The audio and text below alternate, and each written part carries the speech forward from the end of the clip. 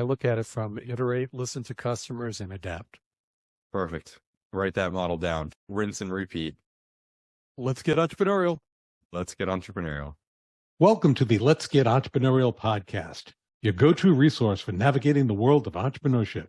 In today's episode, we will explore the critical journey to achieving product market fit, where we unravel how startups can align product features with market demands to ensure business success and growth. The Let's Get Entrepreneurial podcast is your ultimate launchpad for igniting ideas and skyrocketing your entrepreneurial dreams. Tune in, buckle up, and let's unleash the entrepreneurial spirit within. Your two hosts will be Professor Gary Palin and serial entrepreneur Ryan Budden. Well, hello, Ryan. How are you doing today? I'm doing brilliantly. What about you, Professor Palin? Oh, very busy as always. Today we have an interesting topic, but before we jump into it, this is a milestone episode for us, Ryan. Oh, is it? Another one? This is the first episode of year 3 of us doing this podcast. No way. We've been doing this for 3 years. That's incredible. Well, 2 years. It was starting year 3. Right. Into year 3. That's right. I was looking at some of the numbers. Just on Spotify, we're being listened to in 87 countries. Isn't that absolutely amazing? That's really cool that the information we're talking about week to week is being used in so many different places. It's nothing I ever expected. No. I think we both went into this not expecting much, knowing it was going to be semi-difficult, but wanting to start the journey. And that's a pretty cool place we've landed. Exactly. Ryan, today the episode topic is product market fit. For individuals that are familiar with what product market fit is, it represents the sweet spot where a startup's product and/or service aligns seamlessly with the needs and desires of the target market. The solution resonates with customers. Ideally, they can't imagine life without your product. Right. So you are the exact puzzle piece to the need in the market. Obviously, that's the ideal. Reaching that and attaining that perfection is quite difficult. But that should be your focus, is you want to get as closely as possible with a product market fit. And that opens up all types of opportunities for you. As you said, that's the ideal, right? Although you might never achieve that exact fit, if you're aiming for that, you're going to get close. People may ask, well, why does this matter? I always look at the beginning of a company. You are really in survival mode when you start. Your goal is to move to thriving mode. So you want to transition from one mode to another where you're struggling to find footing to where your product gains traction.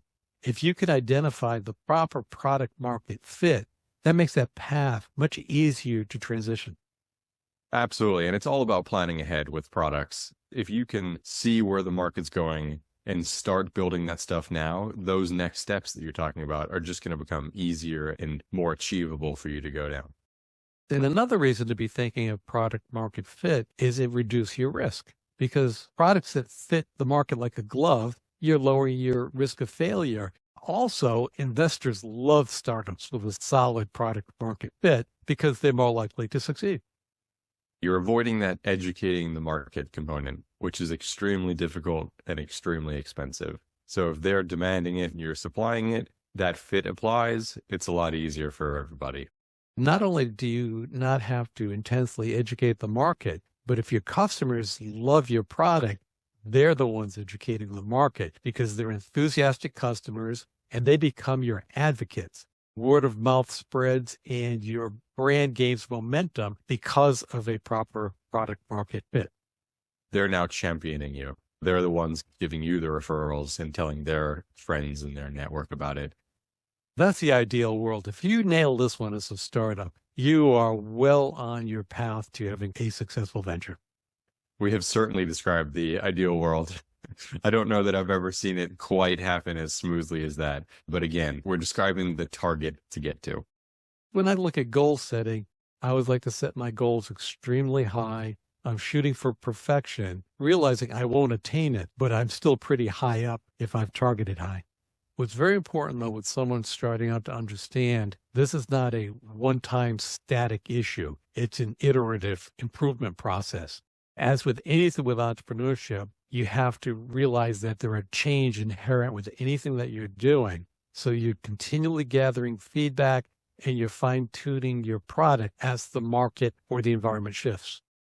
This is never stagnant. In a simulation or ideal world, you can imagine that it's stagnant and people want the same thing day after day, week after week, month after month, year after year. Anyone that's ever sold a product or even a service knows that that's just not the reality of how it works. You're constantly having to tweak this, read the market, get feedback, and adapt to what's changing. Many entrepreneurs, even savvy entrepreneurs, they fall into the trap of they put their head down, they're operating with success, but they don't have their head up looking at what's coming at them. And that's a huge mistake. So you want to iterate and adapt on a continuous basis. But with this one, keeping the product market fit in mind as you're moving forward.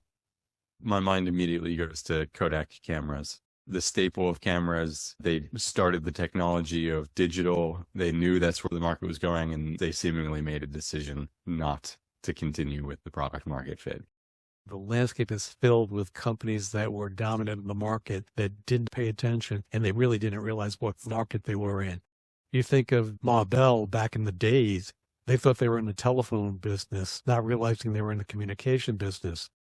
Some of the more powerful companies in the 1900s were the railroad companies, and they thought they were in the railroad business, not realizing they were in the transportation business. If they realized that, we would be getting our frequent flyer miles from one of those railroad companies.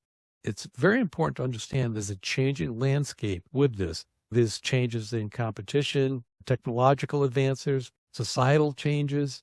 You want to be nimble and responsive. So basically, keep your head up, pay attention to how do we keep moving our product market fit. Also, there are new audiences. You might go after a different market. And an assumption that a product market fit that you're currently successful with will move with that new market, that's a big mistake because it might be a totally different market fit. Basically, it's not a one size fits all. What fits one may not fit another. If only it did fit and you could just duplicate it over and over and over again, business would be a lot easier. For those who aspire to go higher in their entrepreneurial journey, we've got something just for you. Coming up next. Are you ready to unlock your entrepreneurial potential? Introducing the Janus Entrepreneurial Report, your personalized roadmap to success. In just minutes, discover your unique strengths and areas for growth. Whether you're a seasoned business pro or just starting out, the Janus Entrepreneurial Report will help you identify and leverage your entrepreneurial tendencies. Don't wait, visit Prospirit.com and start your journey to success today. Now, let's dive back into our journey of entrepreneurial insights. Measuring the product market fit is not an easy task. It can be very challenging. But I like to look at a few things continually. What my retention rate is, that can help me understand that. Net Promoter Score, basically that's a gauge of customer satisfaction and loyalty. And then user metrics, are users actively engaging with the product. Those are three areas that I like to look at when I'm trying to measure, have I nailed the product market fit or come close to nailing it? Those are great high-level metrics. I think no matter how big the business is, an average conversation with the average customer is also a huge component that really should be listened to. Just checking in. As someone that is big on KPIs, as we've talked about many times in these episodes, sometimes the KPIs can be very skewed when you're looking at metrics like that because you're asking for big numbers of reported information. People tend to report that sort of stuff when they're very happy or very mad, not the average customer. And you see that in the data largely. Sometimes it's hard to judge based off that, and you should be looking at how can I talk to my average customer to check in with them and see how they're feeling. How often do you look at those metrics? Is it like monthly, quarterly, longer, shorter? Bi-weekly, monthly. Monthly would be the longest you should let it go. Once you start getting shorter than a week, I find that unless you're doing a huge amount of this, the data doesn't change enough and you can risk getting ahead of yourself and making decisions with immature data sets. There are some key components that you have to continually looking at when you're looking at product market fit. Quality of the product is something you want to be focused on. The relevance and the affordability, those combination of those two with the market. And then what is the market demand? Those are three things I continually look at. Without a doubt, those are the highlight issues, especially the market demand. If you can get a hold of that, you can shift a lot of what you're doing just to meet that demand. We talk about listening to the customers. It's not just a matter of paying attention to their feedback, but it's also actively seeking the feedback. And that allows you to understand things like, what are the user pain points? What are their desires? What areas can you improve your product on? How can you enhance the user satisfaction? But to actively seek out that feedback is a major step that many people miss. You can be the world's best dart player and hit the target every single time. But if you turn the lights off and you don't know where you're shooting, you're not going to be very accurate. You've got to be seeking that feedback. In this analogy, shining the light at the dartboard. How are you going after that to get that information prevalent so you can be an accurate dart player? Also, I like to close the loop upon receiving that feedback because I'm listening to the customers, making viable improvements or adaptations to the product. Then I send that information back to the customers, basically saying, I'm listening to you and we're reacting to what you're telling us.